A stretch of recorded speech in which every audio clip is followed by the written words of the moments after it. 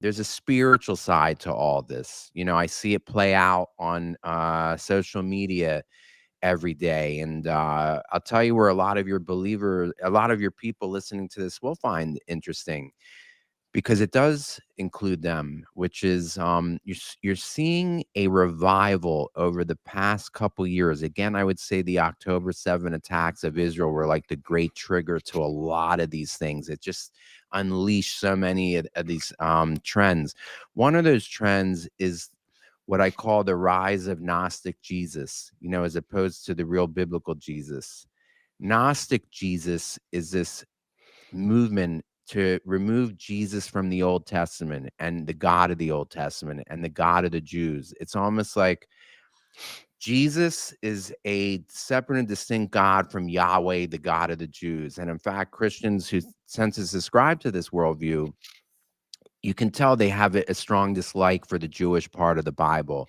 And if they could, they would, truncate it off. And they consider anybody who sort of elevates the Old Testament as equal to the New Testament, or anyone who considers the New Testament to be a sequel rather than a replacement of the Old Testament, they belittle as, Christian Zionists. You're automatically termed a Christian Zionist, or what they call dispensationalist. And you heard Tucker Carlson say that he hates those people more than any tribe in the world. In other words, Tucker Carlson hates those kind of Christians. And this includes many people listening to the two of us right now, and this is why this subject really does matter. It's not just a Jewish problem.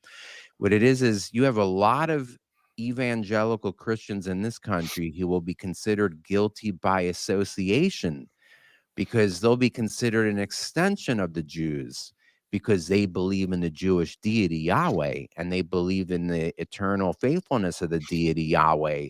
They believe that Jesus fulfilled the covenants, not replaced the covenants. This is crucial stuff. And again, I know a lot of the people listening to this, most of them probably fall on the side that is accused of being Christian Zionists, but I'm sure you have people that listen to this show that are perhaps on the other side. And this is really a spiritual civil war with serious repercussions for the country. So it's not like all this is happening in a vacuum. There's an incredible spiritual, and I don't want to sound, I'm not some Pentecostal, so I hate to use the term spiritual warfare, because when you say that, people think you're making doing exorcisms in the house or whatever, against a demon under your bed. But there is some truth that you can't throw the baby out with the bathwater. There is such a thing as spiritual warfare. And